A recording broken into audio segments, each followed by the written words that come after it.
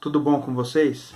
Hoje pergunto o que aconteceria se você e sua família fossem morar num lugar isolado, sem rádio, TV, celular ou internet, só vivendo da natureza e voltar à civilização depois de 40 anos.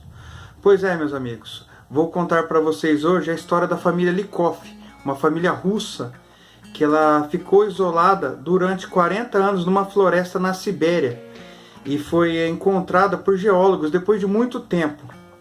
Mas antes de a gente contar essa fantástica história para vocês, já aproveita e deixa seu like para ajudar o canal, tá?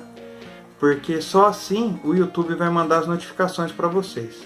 Então, sem mais delongas, vamos agora direto aos fatos.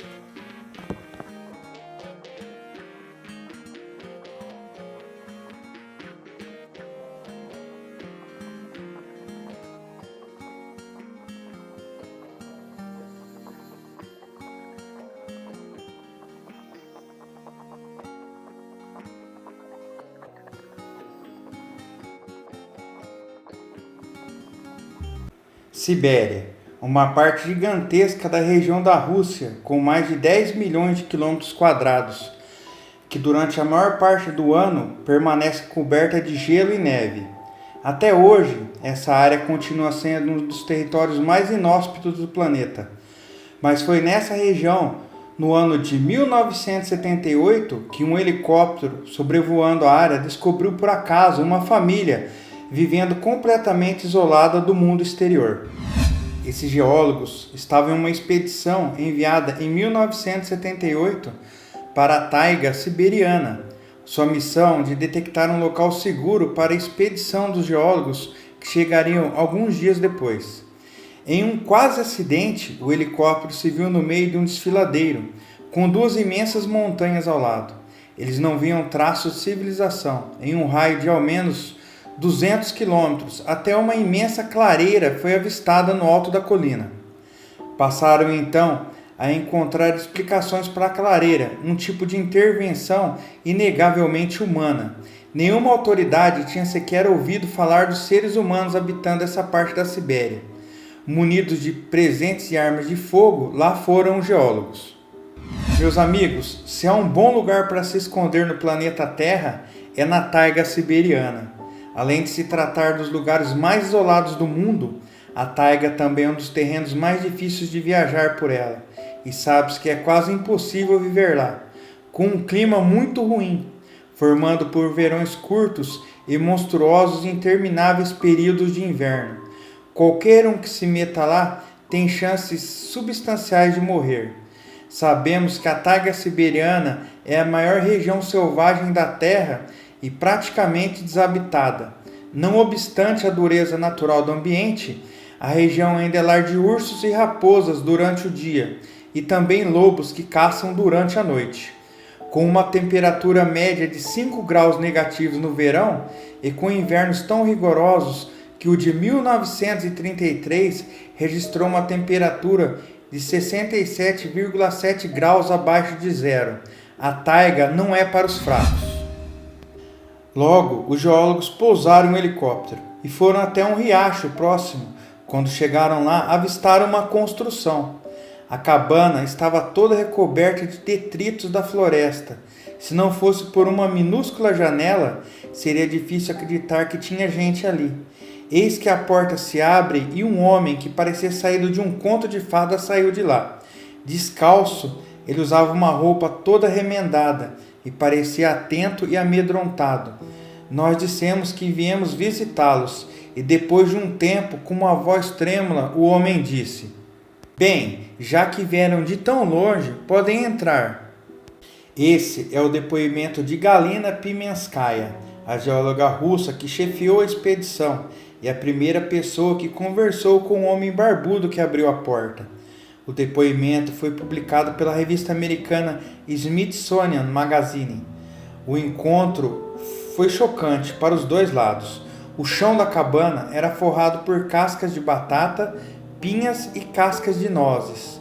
Entre as várias descrições, Pimenskaya para o interior do espaço, o local era muito apertado e mofado, indescritivelmente imundo e escorado por vigas caídas.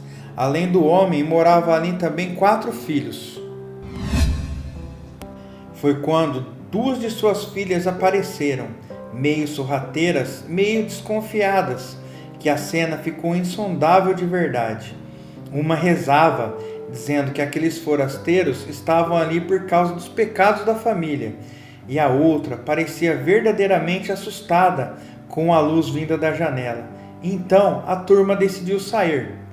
Depois de uma sutil aproximação do velho, ainda naquele dia, os 2 grupos começaram a se conhecer da maneira menos estranha que o abismo temporal permitia.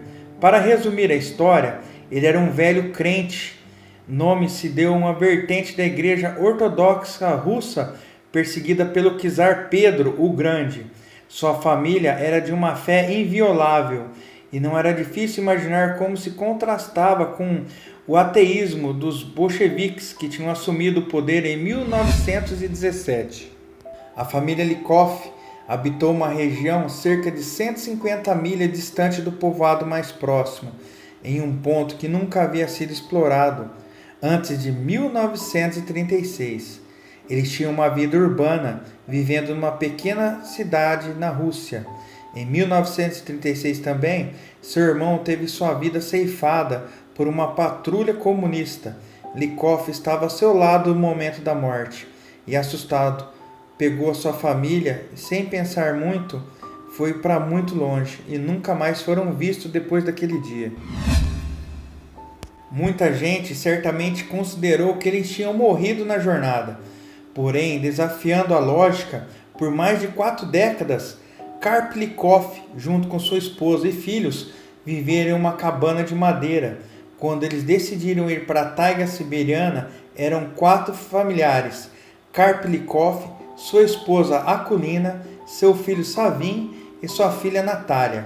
Tempos depois nasceram mais 2 crianças, Dmitri em 1940 e Agafia em 1943.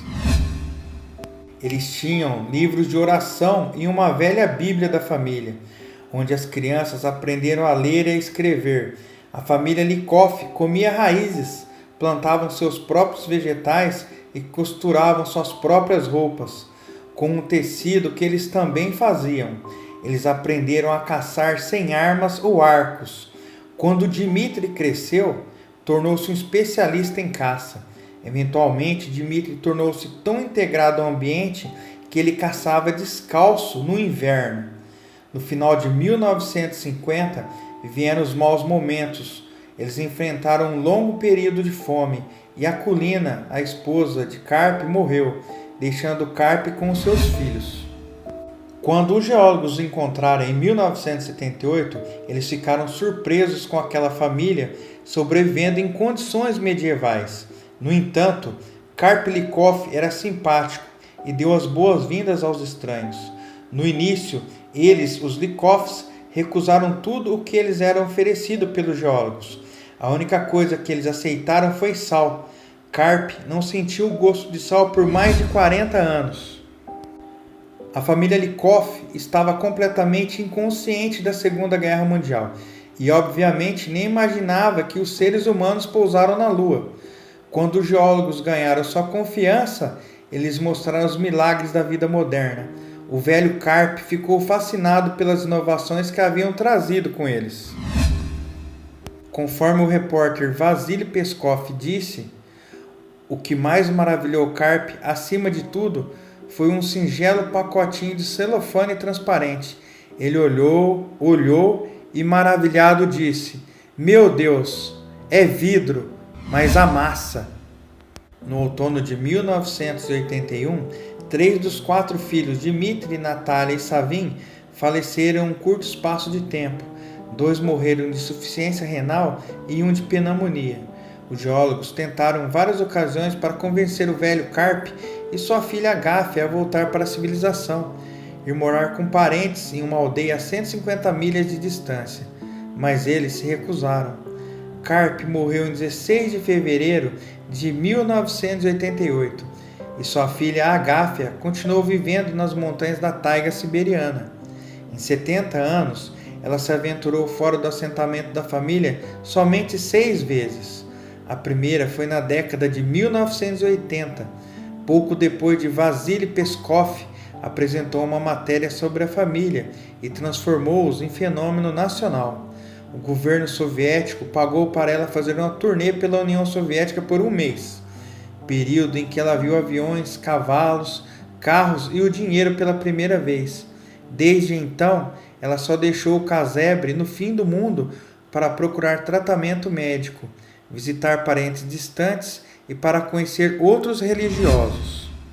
Meus seguidores, é muito curiosa a história da família Lykov.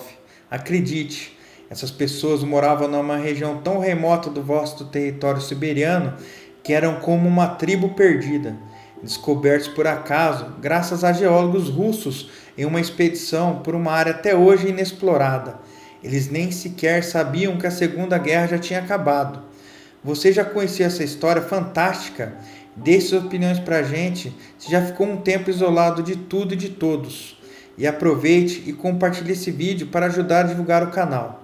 Se é novo aqui, já ative o sino e venha fazer parte de nossos seguidores. Se viu a gente até aqui e não deixou seu like, a hora é agora. Um grande abraço a todos, fiquem bem e até a próxima.